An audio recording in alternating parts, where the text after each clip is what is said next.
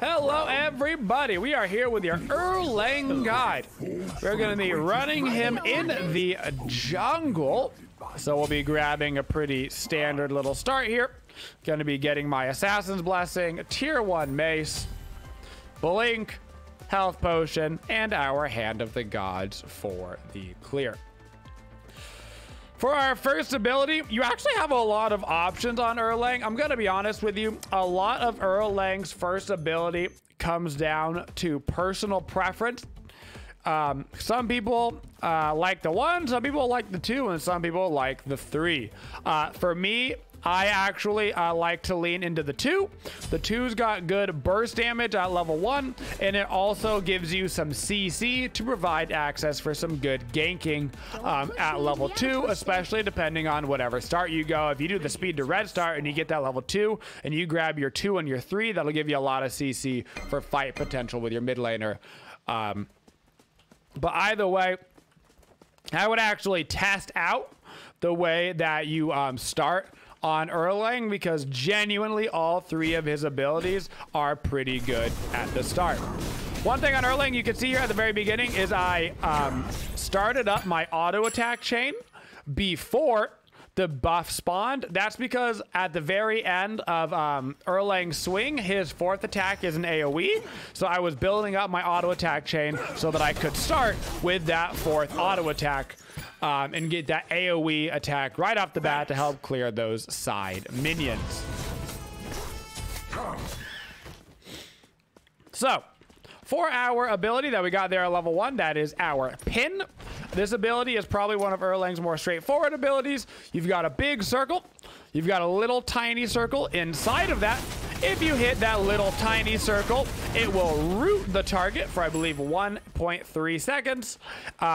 Anybody in this range at all will take damage, but that little center region is also a root on top of the damage. Our third ability, which is the ability that I like to get at level 2 on Erlang, is his most complicated ability. This ability has 2 different forms. So this ability has a turtle form and also a minx form. The turtle form is the shorter duration. So this targeter works by where you click the ability. If you're over halfway on the click, you will see that that is the minx. If you are under halfway here in the blue, that is the turtle. Holy Erlang damage right there. We might actually get a kill off of that. The turtle gives you a shield when you turn into the turtle.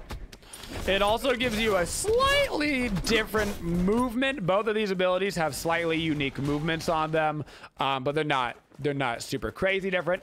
And if you hit somebody with the turtle, you will knock them up, and you continue to run through people and knock them up until the ability is over. If you use the minx form, you will run down the lane, and when you hit a god, you will actually stop at the first god that you hit. It'll go through minions, but not gods. And it does extra damage compared to the turtle, and it'll give you a bunch of attack speed at the end of that ability. So if I use this minx right here, when I come out of this minx, I've got a bunch of bonus attack speed. So in general, your turtle is CC or getaway.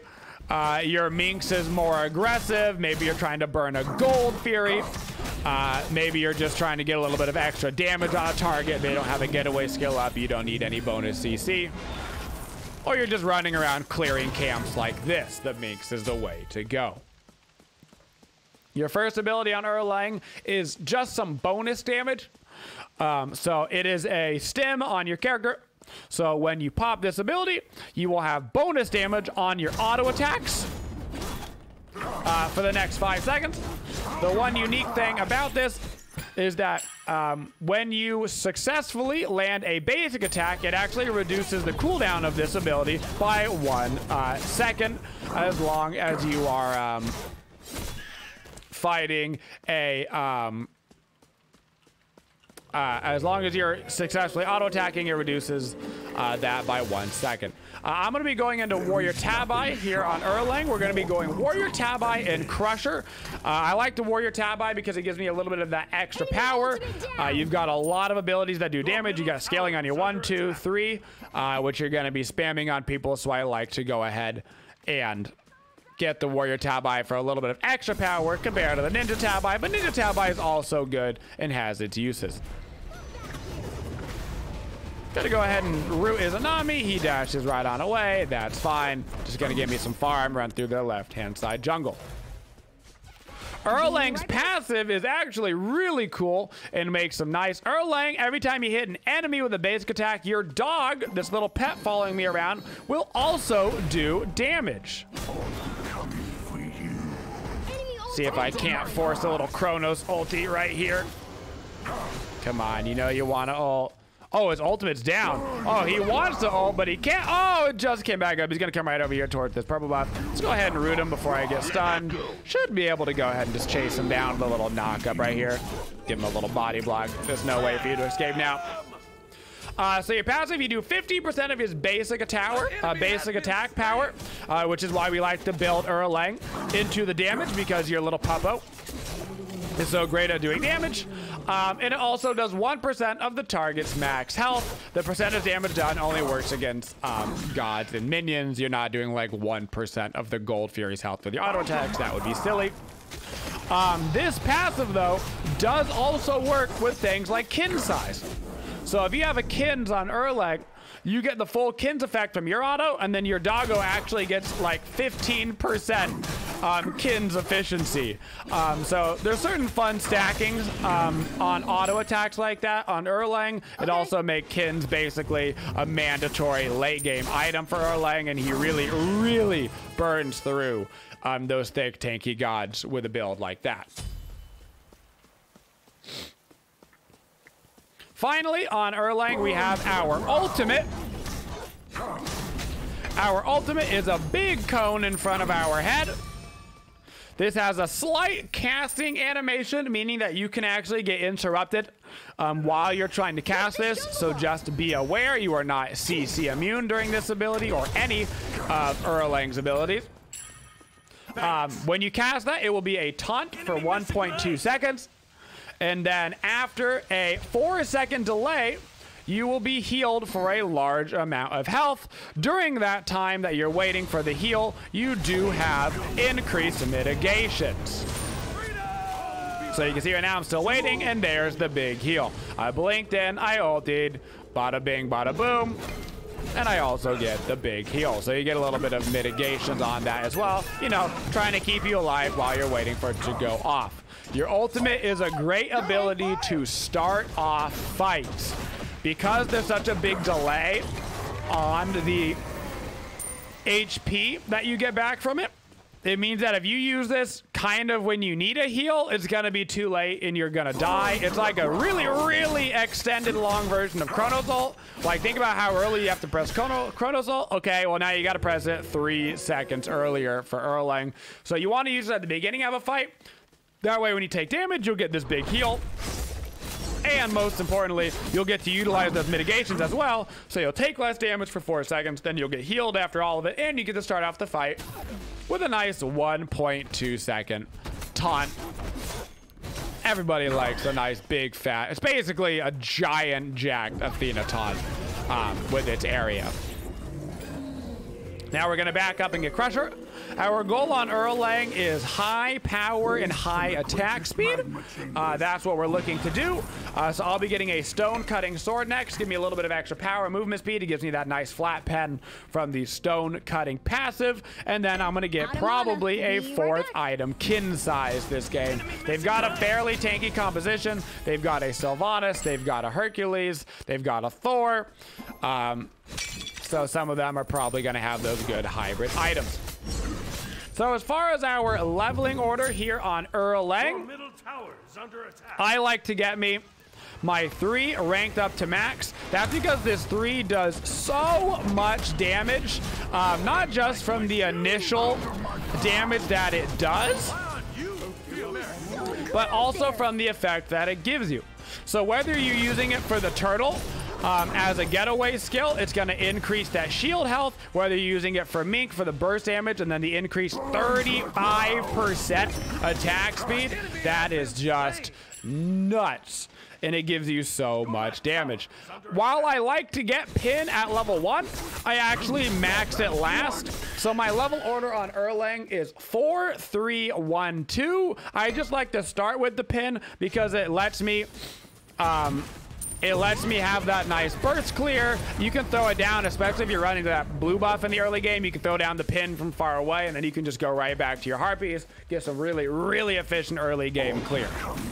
So once again, on the level order, that is 4, 3, 1, 2 for maxing them.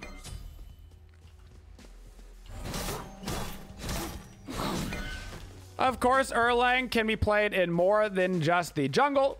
He is also viable in the solo and duo lane, but I'm going to be honest with you, Erlang really thrives as a damage character.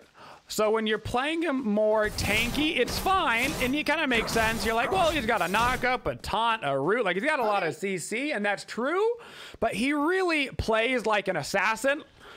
So while he is a warrior as an actual class, I want you to role-play Erlang as if he were an assassin. His play style is much more akin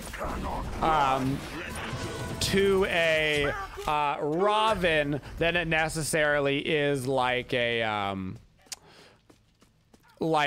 he's like an ability / auto based assassin. Even Thorish, we're like, yeah, you've got some CC, you know, but it's not like you're rocking a bunch of you know, Thor over in the solo lane, which is because like Thor can be run solo, right? Robin can be run solo, but they're really gonna be seen in the jungle more so than anything. So that's the kind of mindset that you should get yourself in when you're playing Erlang. For our combos on Erlang, when you're farming the jungle, just use your minks to go around. Use it as a bonus movement speed to get the cams extra fast and all that, and use it towards clear. When you're actually getting into fights, your standard combination is going to be you're going to blink into the fight, right? You're going to blink in. You're going to taunt to start off the fight. Blink, taunt, get about an auto or two in while you've got that 1.2 second taunt duration. Then use your knockup, so you get that maximum knockup effect, and then save your pin for when they use a getaway skill, so you can root them as they're trying to run away. So I don't have my taunt up right now, so I'm looking for the Izanami, kind of waiting for him to dash. I'm just going to charge at him for now, hit him with a little knockup. This is fine. Now I can root the Sylvanas as he is trying to run away, and make sure I get that kill. The reason why you want to save the root is that roots are not susceptible to DR. That means that no matter how much CC a target has taken with your taunt, with your knockup, the root isn't going to be any less duration. So if you taunt, your taunt is susceptible to DR, your knockup is not susceptible to DR, and neither is your root. So you want to use the taunt first, and then the knockup root or root knockup, depending on how far you are away from your targets. I want to run through that combo again so you can see it. It's very important on Erlang that you get this combination kind of down. Just going to let you maximize that damage. Blink, ulti, 1, 2, knockup, 1, 2. See, now he's down to half HP, saving my root, so I can go ahead and try to root him as we get closer to the tower. He's a Hercules, so I won't be able to kill him, but you got to see that actual combination right there. Gonna knock up the Thor, use this to come around the corner, chasing for the Izanami. Gonna root him to try to get in range, pop my 1 for that bonus damage, pop my bead so I can live here, chase this Hercules, who I know's ultimate is down, and get ourselves another kill. Maybe even be able to kill the Sylvanas. I've got my knockup coming up. Boop, I'm gonna knock up, I'm gonna use it to position myself behind him as well, but he popped the Heavenly Agility, and so he's gonna be able to get out of there. For Erlang, your target priority is always going to be the squishies. Once again, you are a assassin, so you're a warrior, but you're an assassin. If anybody's going to get another reclassification, it's going to be Erlang from warrior into assassin. but you're playing him just like you're an assassin. So much like if you were a Circuit, you would be diving into the back line, trying to one-shot their squishies. That's what you're doing on Erlang. So my target priorities this game are Kronos and Izanami above all else. Obviously, if there's ever somebody low, no matter who you're playing, always take them out. But I'm primarily focusing on Kronos and Izanami. So I'm pretty big right now, so I'm actually going to get a little bit of a different build here. I'm going to get a Serrated Edge. Serrated Edge is a great item on Erlang. Sometimes I like to wait a little bit later into the game to get it as like a 4th, 5th item. But because I've got so much gold, because I'm so big this game, I'm going to get that Serrated Edge. Gives me a bunch of great stats like penetration and movement speed. And Erlang is a very, very easy character to make sure all of my 3 abilities, regular abilities, are down in order to get that bonus auto attack damage and life steal from this ability. They think they can hide from my fury. If you want to on Erlang, you can proc the 1 before a fight starts. I wouldn't recommend it. You really want to utilize the most out of this ability. I'm going to use my ultimate right now just to get that effect going. I know I'm going to need to heal off of this, so I'm popping it really early to make sure that I start to get that heal effect going because there was a lot of people coming to me. Go heal up a little bit off these back harpies with my Assassin's Blessing and my Serrated Edge, and then I can go back looking for some more trouble. Attack middle lane. Speaking of trouble, I'm going to blink root on this Sylvanas. Then I'm going to use my knockup. Bada bing, bada boom. Make sure I'm getting that kill. So when you're chasing somebody down on Erlang, you basically have 2 options. You can either use your root, if you're within range of it, to root them so you can catch up to them, or you can use your Minx/Turtle form in order to catch up to them as well. One thing I should mention about these forms is that you can cancel out of them. So for whatever reason, if you want to cancel out of your form, you can go ahead and just right click and you can cancel out of it. Most of the time, you're not going to want to cancel out of these abilities. That doesn't apply, obviously, for the rest of your abilities, but specifically for your 3, you can cancel out of it. But personally, I don't really see a reason why you would want to cancel out of it so much, except for your turtle form. You're never really going to cancel out of your Meeks form, is what I'm saying, because your Meeks form, when you hit a god, it by default cancels. So you're going to cancel it on your Meeks form on camps. So like if I'm going through a camp, then I cancel it after I go through all the minions. On your turtle form, you're going to be canceling it on gods. So that's basically the 2 times that you're canceling this ability. Meeks form, when you're going through minions, you kill all the minions. Congratulations, you turn around. On gods, you cancel it because you go through, you knock them up, and then you cancel it, and you just turn right around on them. Is basically the combination that you're looking to do. Gotta taunt these guys together, and then go for a little combination route just to help me get out of this little engagement. Ooh, and a red buff for my troubles. How about that? As far as matchups go for Erlang, one thing that's actually really hard for Erlang to deal with is anti-heal. Gods that have a lot of anti-heal built into their kit do really well against Erlang. I think people underestimate how important the heal is on his ulti for his kit. So any god that's got a bunch of naturally built-in anti-heal tends to do well against Erlang. Be careful against comps that have stuff like Surkets and Sobex. Those kind of gods that don't even have to build the anti-heal in order to kill you. You will find that they can be pretty scary. Also, cripples tend to do pretty well against Erlang. His Minx/Turtle is crucial to his kit. So gods that have really easy to hit cripples can also be problematic for Erlang. So keep in mind, watch out for necessarily gods like Ardio, who's not in the game right now, so you really don't have to watch out for her. Watch out for Poseidon, stuff like that. Ares, those cripples can get in your way quite a bit in your initiation process. Attack, Fire Giant. For gods that you're looking to go against, you're looking to go against squishy mixed squishers. A good example of this is Izanami and Kronos. These are both wonderful targets for me to go against on Erlang. All I've got to do is basically blink ulti on top of them, and if they don't have beads up, they are instantly dead. Boop.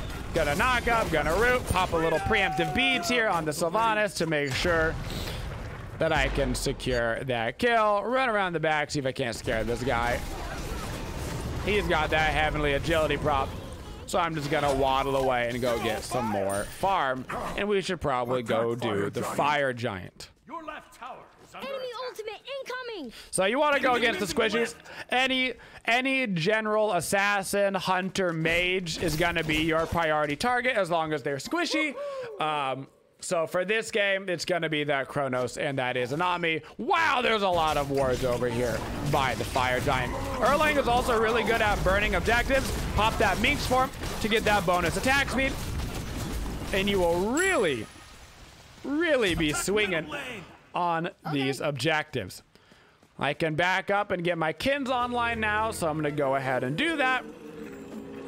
Go get myself that kins online. I've already got the sentry ward. Now I can push back up down the lane.